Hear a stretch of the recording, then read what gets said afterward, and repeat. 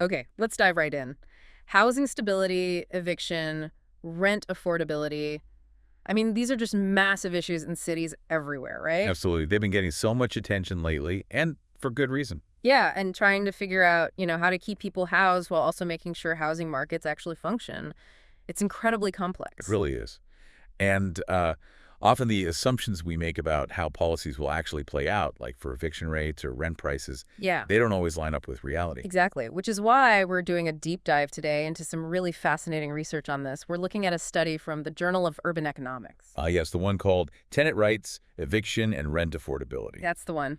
By Ed Coulson, Thao, Victor Ortego Marti, and Lily Shen. A great team. And what makes this study particularly insightful, I think, is that it really tackles those big questions about stronger tenant protection laws, but it does it with a very rigorous, data-driven approach. Right. They wanted to see what actually happens to evictions, rents, and even the housing supply itself when you change the rules of the game for landlords and tenants. And a big part of what made this possible, as I understand it, was new data becoming available. Yeah, exactly. Things like these much better databases cataloging eviction filings across the U.S.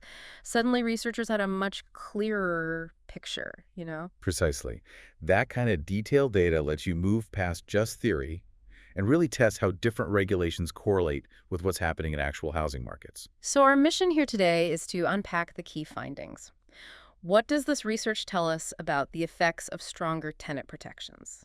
And get ready, because some of it is what you might expect, but there's also a pretty significant surprise in there. It definitely adds some important nuance to the whole conversation. It's not simple. Okay, so before we get to the results, let's just talk about the work involved. How did they even start comparing tenant protections across all these different states? It sounds like a huge task. Oh, it was incredibly meticulous. They used like a two-pronged approach. So they combined empirical data analysis looking at the real numbers with theoretical modeling to help explain why they might be seeing certain patterns. And the empirical side, I read they started by just buying these landlord guides and going through them one by one, page by page. That's not just clicking download, is it? No, not at all. It was absolutely manual, detailed work. They had to dig into state-by-state landlord-tenant regulations, things like how much notice is needed for an eviction, rules about security deposits, all that stuff. Wow, page by page across 50 states, basically. Essentially, yeah, foundational, painstaking work to really map out the legal landscape accurately. And from all that digging, they built this normalized index of tenant protections. So like a score for how tenant-friendly each state's laws are. That's right. It gave them a standardized way to measure the legal environment, which they could then compare across states and, crucially, correlate with local housing outcomes. Outcomes like rent levels, vacancy rates. Rent levels, vacancy rates, how tight the market is, and importantly, how often evictions were actually being filed. Okay, so they did the massive legal deep dive, built the index, got the housing market data.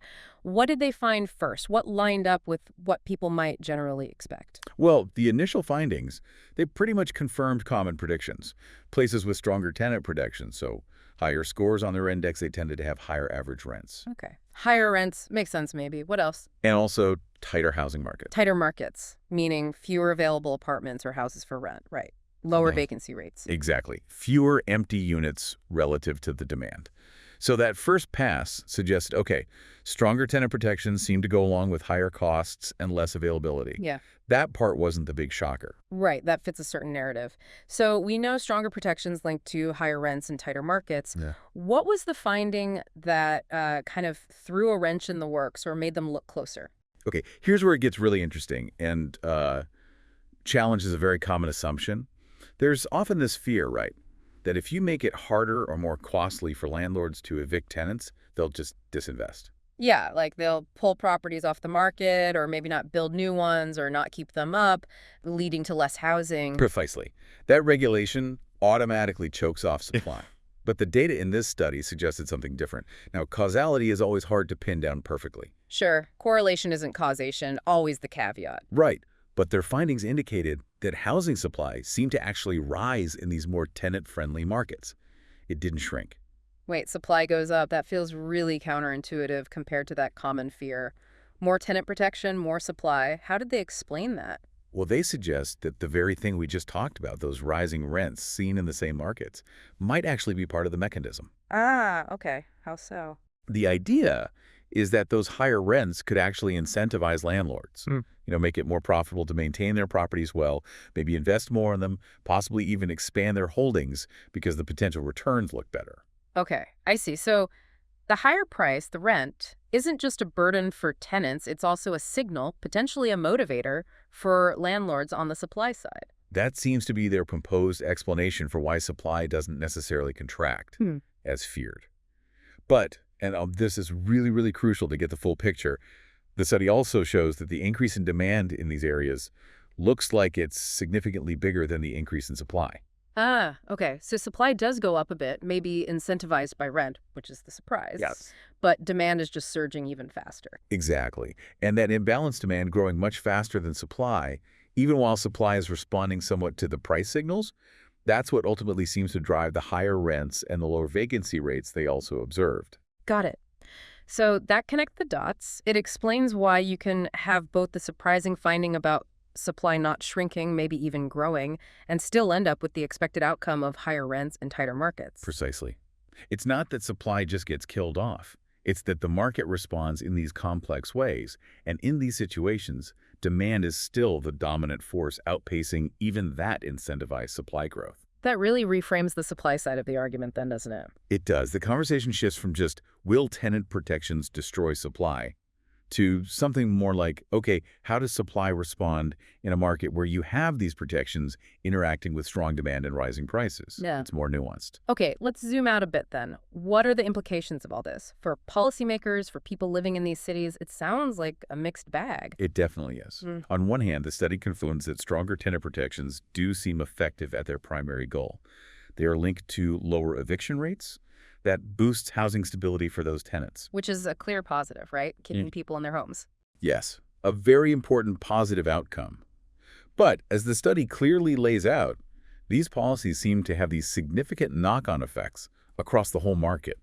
They contribute to those higher rents and the lower vacancy rates we've been talking about. So policymakers trying to, deal with housing crises, they're facing a really tough balancing act here. You strengthen security for current tenants, which is good, but you might also be making housing less affordable and harder to find for other people, maybe people trying to move into the area. It really highlights the inherent trade-offs, yeah. And it's complex for landlords, too, potentially. Those higher rents might maybe offset some of their concerns about the eviction restrictions or other rules. It's not just a simple win-lose. The study authors themselves, they were pretty careful about this nuance, weren't they? I think they said something like, it's neither good nor bad inherently to change these regulations. That's their key point. The overall impact isn't automatically positive or negative. It all depends on how much weight you put on the various outcomes when you do that. What are you prioritizing most? Stability for current residents, or overall affordability and market access? And understanding these findings, especially that surprising bit about supply not just collapsing, but maybe responding to price signals that seems crucial for policymakers, it suggests the challenge isn't just about preventing a supply crash. Exactly. It's about understanding this more complex dynamic where demand, prices, and supply interact under these regulations. The research really stresses recognizing those knock-on effects, the higher rents, the tighter markets as part of the package when you change the rules. You get the stability, perhaps, but you also have to account for the market's wider response. That seems to be the takeaway. So when we boil it down, what's the main contribution of this study to how we think about housing? I think it adds a really vital layer by challenging that maybe overly simple assumption that making evictions harder automatically causes landlords to flee the market. It suggests housing supply might be more responsive to things like rising rents than we sometimes fear in these debates. And that's incredibly valuable information for cities struggling with affordability, right? It gives some actual evidence about the market dynamics and the trade-offs involved when trying to craft policies. It moves the debate beyond just assumptions. It grounds the discussion in data, which is always helpful. Less speculation, more evidence.